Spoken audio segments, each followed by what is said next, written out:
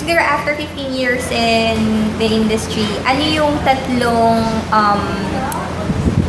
advice siguro na maibibigay mo sa mga up-and-coming singers? Tatlong advice.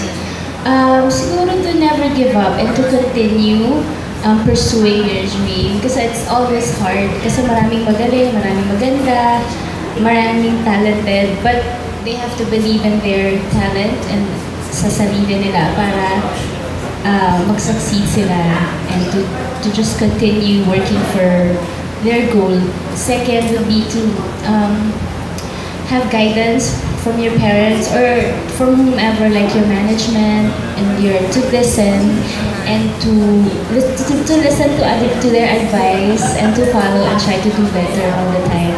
And third, to just always do your best in kung sa lahat ng projects na gagawin nila, performances, kasi it will reflect sa'yo, tsaka it will bring you parang pahabain niya yung career mo.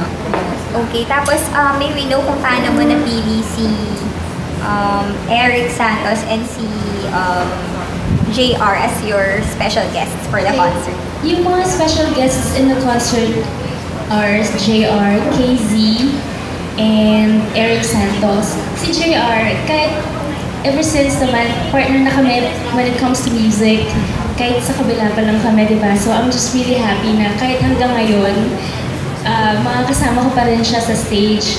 Si JR, alam naman nila na he's very talented and he's also, yung genre niya and yung forte niya is R&B and pareho kami, so I really wanted him to be in the concert. And second, si KZ, I'm a fan kasi I've been watching her since yung X Factor niya, days niya up to now, and she's a really good performer and I'm very, very, very excited to sing with her sa concert na to, and we'll see kung anong klaseng collaboration yung magagawa namin.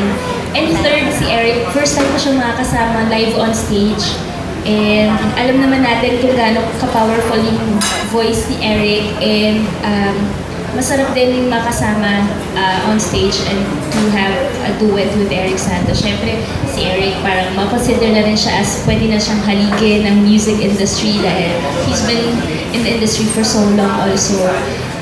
Ayun. Yun. Thank you for the questions, Miss Rachel.